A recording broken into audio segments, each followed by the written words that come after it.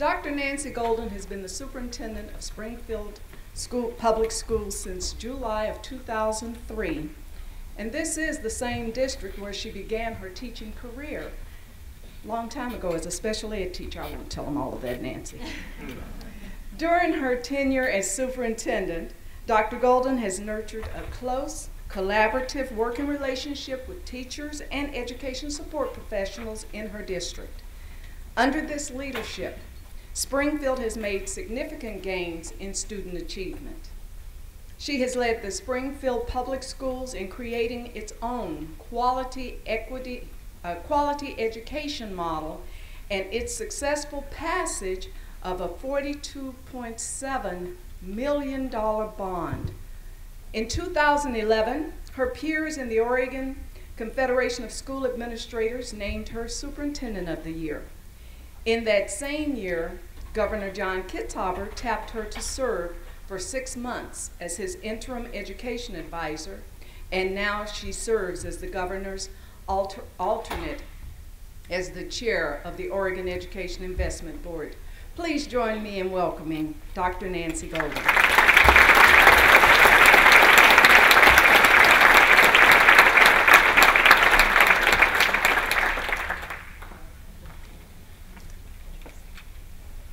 Did you hear her say a long time ago when she started in her district? Well, I always like to start with a few student stories because this is all about the students we get to lead and serve on behalf of. So my rule is I'm in a school every day, or I call a parent every night to see how our education system's serving their children. So I was in a classroom recently, and it was actually, you heard Gail say I started teaching in this school district. So it was a colleague of mine. We had been teachers together. We're approximately the same age. So I came in and I just sat down. They were in a circle, and the teacher stopped and said, "Oh, we have a special guest. Does anybody know who she is?" And a child raised her hand. I thought, oh, maybe this child's seen me before. I've written a note for them. She says, "Your grandmother." So, out of the mouths of babes, as we say. I did want to tell just one other thing about students, because really what we're talking about today is by 2025 that 40% of our students will have bachelor's degrees, 40% will have 2 years degrees, and another 20 will have completed school, career, and college ready. And this is going to take tremendous partnerships.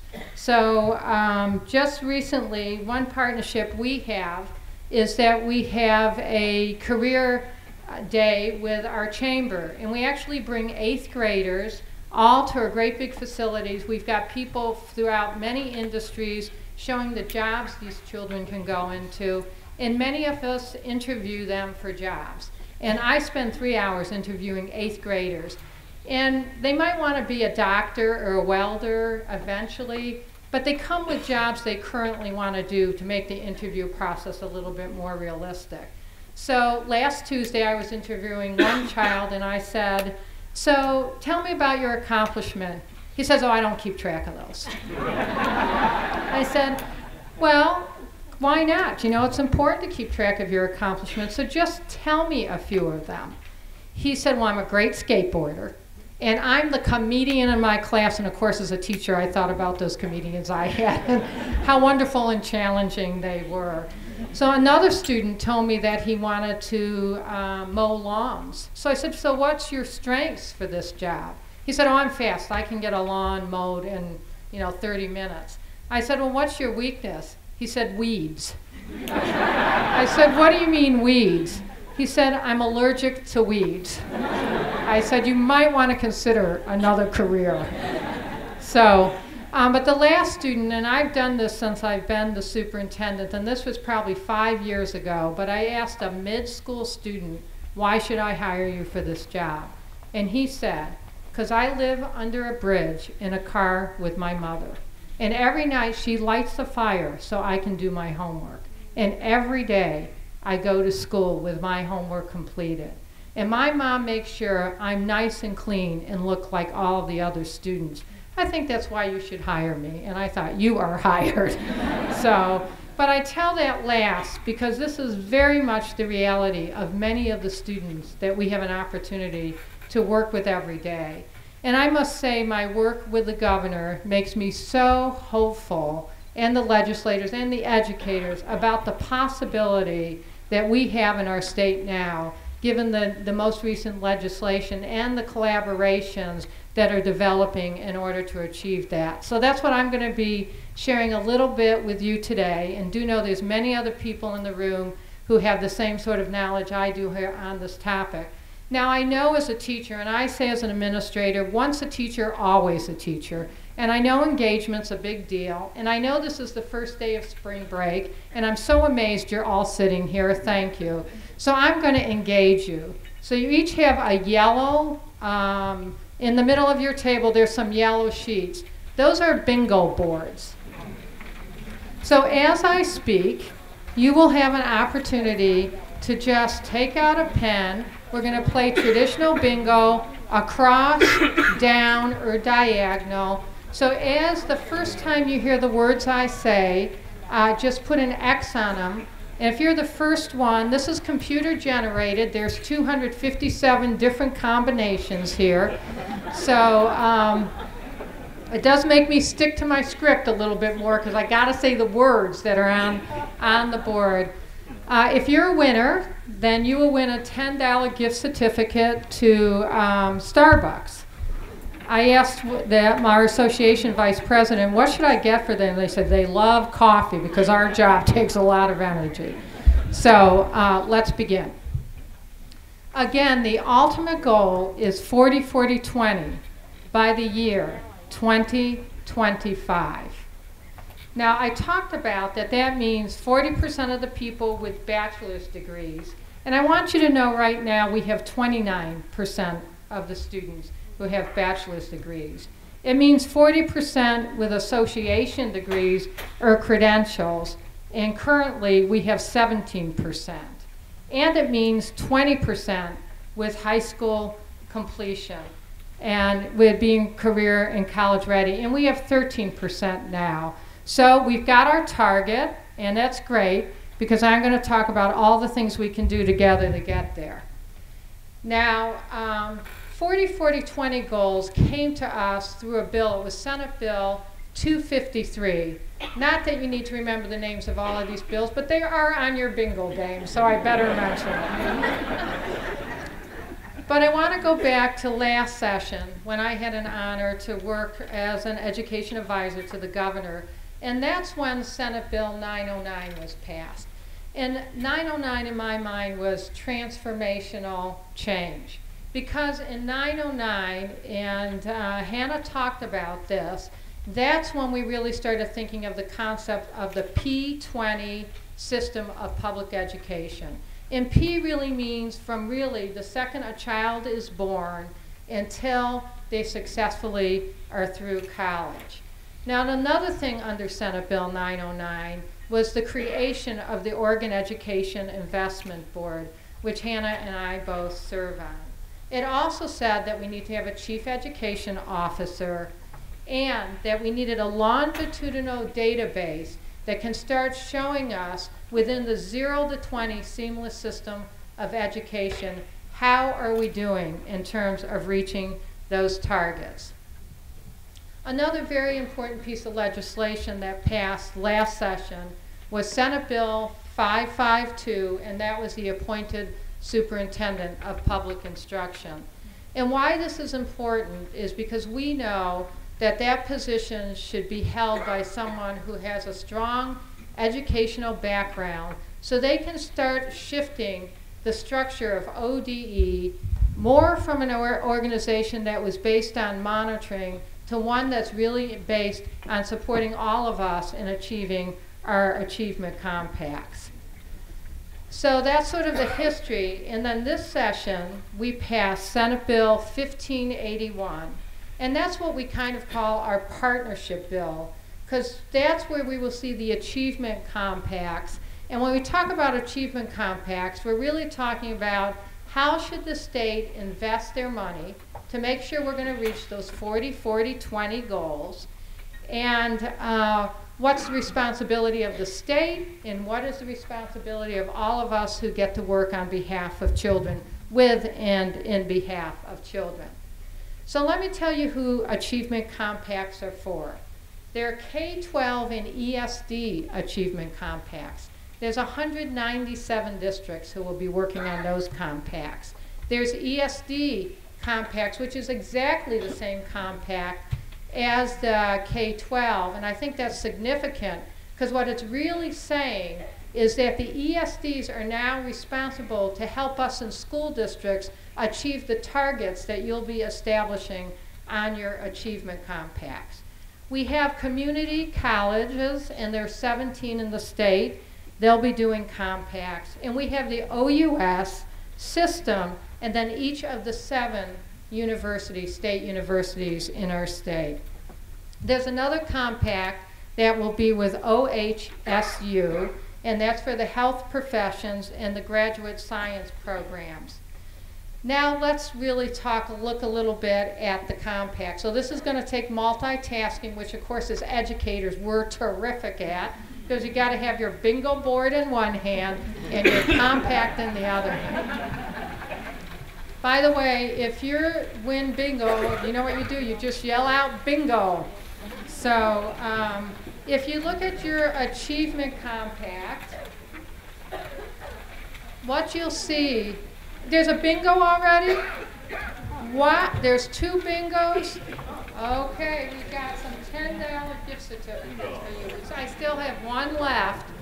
So, okay. You want to check Darlene to make sure she's I'm going to trust her. I've watched her enough to know she's an ethical leader. Okay, and Kiris over there, is that you? Congratulations. Kiris works for Epic, and you're going to hear from Dave shortly. So 1 more $10 gift certificate. But now let's take a look at, to Starbucks. Look at your compact. What you'll see, and this is the K-12 ESD compacts. We've also put the community colleges and OUS system on your table. We're going to focus K-12 because most of our audience is from K-12, and we want the people in higher ed to know what we're going to do to prepare them so when they get to you, they're career and college ready so you can get them to graduate. So what you see, if you look here, is we're really starting with the end in mind. So in K-12, so we're saying, what is the graduation rate for 4-year graduation rate and 5-year graduation rate? So one thing the achievement compacts acknowledge is that some students can graduate in 4 years, and some students will take 5 years. And what I always like to say is all students can learn, but not on the same day and not in the same way. So, and then it's also looking at post-secondary enrollment. And even in K-12, we've got to make sure we get people in post-secondary enrollment. Do we have our 3rd person? I think we had bingo here. Okay, we have 3 people there. Well, we'll give it to 1 and get me the names of the other 2 and I'll get them to you. How's that? So, and that you all deserve it. Whoever you are, you deserve it. If you're an educator, you deserve it. So I'll make sure you get those. Okay, now if we look at the next section, do you see ready for school? So keep playing bingo if you didn't win. It's not always the external reinforcer that we do things for, right? So let's just keep filling those boards. Ready to school. That is, when we think about the system, the 0 to 5 partners who's going to help us get students ready for school. Now, I didn't know this until I worked for the governor, but there's $800 million that goes into the 0 to 5 system of education. And yet, I'll tell you as a superintendent, and I'm embarrassed to say this, I didn't spend any time reaching down to Head Start or Relief Nursery or all those good agencies to say, how can we have sort of an articulated skill set we're teaching? So this really helps us make sure that we do that. Now what's going to happen in 0 to 5 is what the outcome is ready for kindergarten, or what it says here is ready for school. Now what I want to tell you, in one of our schools, we have 80% of we test kids for kindergarten a month before they come to school. Because as teachers, we want to be ready the second they hit the door. In one of our schools, we had 80% of the students who were not ready to succeed in kindergarten, meaning they didn't know how to open a book in the right direction, they didn't know how to put sounds together into words, they didn't know sounds, they didn't know their alphabet. What I can tell you is if you had all the students come to me with all of those skills, I say bring on reading by grade level in 3rd grade. We can make that happen. So you're beginning to see the power and the seamlessness of the system. The rest of these outcomes, I think, are the key, what we call the key leverage points to get students career and college ready. So you see 3rd grade reading and math, 6th grade on track. And there's definitions that go along with this, because with 6th grade on track, what we're really talking about is attendance. And we're talking about that the students, I think the attendance, I don't have the definition here, but I think it's, Whitney, 90% of the time, okay? 90% attendance. We know how critical that is, because if students aren't in school, then they can't learn. So it's certainly a key leverage point. Then we're saying, in order to succeed in higher ed, to get there, to remain there, they need to earn 9+ college credits. You'll see another section that talks about priority and focused schools. This is saying, let's look at those schools that are going to need some more support. And what I want you to know, this system's very much built on, if school needs more support, we're going to do a diagnosis, and this will be a collaborative diagnosis, maybe by support of ODE. We're going to look at what are the issues for that school, and together we're going to move resources towards those schools to help them meet their targets. And these resources can be human resources or money. In addition to that, there's local priorities. Every district is unique. I'll tell you, in Springfield School District, we have an Arts Matters initiative. We have kept our arts, we have kept our professional technical skills, and we're sacrificing to do that, but our community, our children have told us that that's important. So that might be on the Springfield School Compact, it might not be on the one in the district or the ESD you work for, but we think it's really important. This is not only grounded in what we know at the state level we need to move people on the pathway, but also what we need because we really believe in it as a community. We do need our community engaged in helping us meet these compacts. The last section is a very important section, and this is about revenue. And what it's really talking about, you know, we all have the quality ed model that helps us figure out if we have reform or restructuring, what it would cost to do that. And Dave Conley was very involved in that initial work.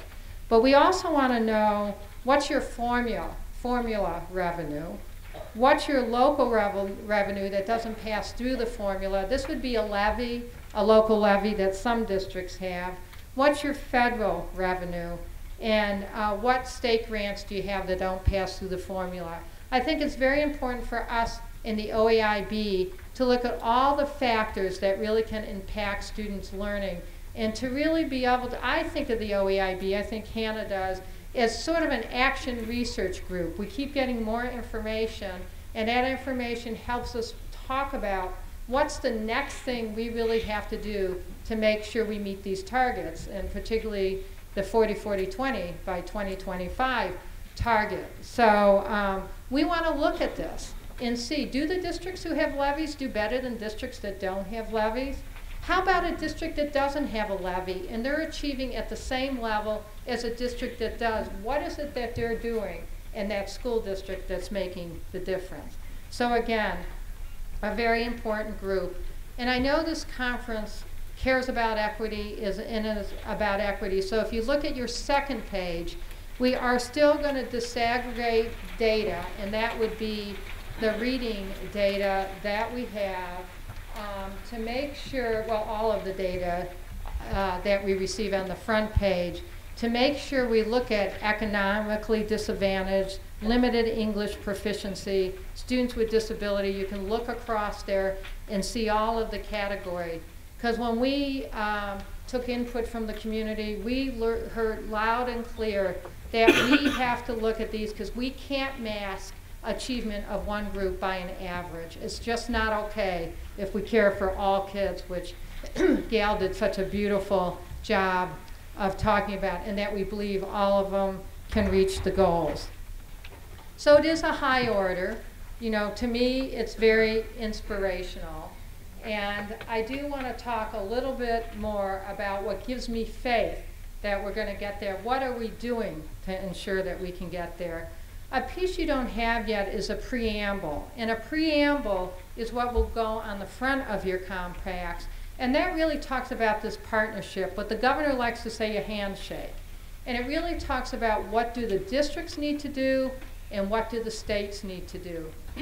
And Hannah and I will be looking at the revised preamble tomorrow when we meet with OEIB. So this is fresh off the press. In fact, the OEIB hasn't even looked at it, so I hope it's okay I'm sharing it with you. But you know what they say, you like to ask forgiveness, not permission, right?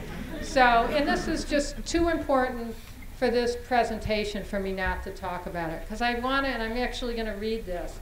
This says, for their part, meaning us as educators working in the field, educator entities are expected to adopt transformational practices, policies, and budgets. In budgets, the achievement outcomes through the commitment to education effectiveness. And we're really talking about teacher quality here.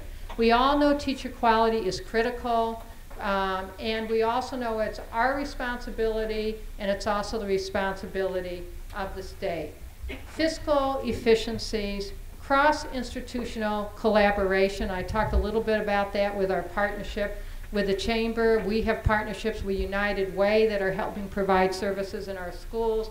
Continuous learning and improvement and equitable achievement for outcomes for all students to achieve. So that's what we need to do in the field.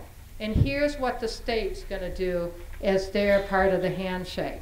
They're going to build a learning continuum rather than a group of disconnected systems. And the legislation has already done that. They're going to align funding with levels, strategies, and practices that produce the necessary outcomes for student success.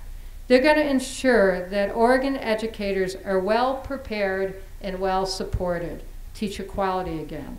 They're going to remove barriers to local innovation, and they're going to identify supports and insist upon improvement of struggling entities. They're going to be involved in research, identification, and dissemination of best practices. And they're going to engage in two-way communications with publics about their efforts. I like the part about knocking down barriers. Like this year, we're not going to have to fill out the Division 22 report, which I don't know how many of you are cheering about that, but I certainly am. We're also going to take a look at the district improvement plans. If you remember that document, it's about 200 pages long. And we're going to see if the federal government allows us not to have to fill that out, or at least to do it in a much more streamlined way. So the state's going to ensure that we eliminate some of these things that really take our time when we could be spending it teaching students, leading in our school district. So the other thing I do want to talk about is funding, because it's so important to all of us. And what the governor says every time he speaks, and I'm sure he'll say it today, is we don't have enough money in public education yet. And he talks about sustainability. That's the funding formula. Right now it's about $6,000 per student. He's saying we've got to raise that. It's not high enough. But then there's a second section which is called outcome-based funding. And when more money comes into the system, and we are slowly recovering from a recession, he's saying money needs to be geared towards meeting some of these outcomes. So we might get additional resources, but we might be told, put that towards third grade reading, because as the data starts coming in, if we see that we haven't achieved that target yet, we're going to have to sort of channel money to the places. And I wouldn't be surprised if we start at third grade reading if we need to, because there, as we know, if we meet that leverage point, It's a lot easier all way along the way, all along the way. The second thing is this 0 to 20 seamless, and then the third level of funding, so it's sustainability, its outcome is innovation. Because what we all know is the United States, and young Zhao says this so powerfully, is known for what we create.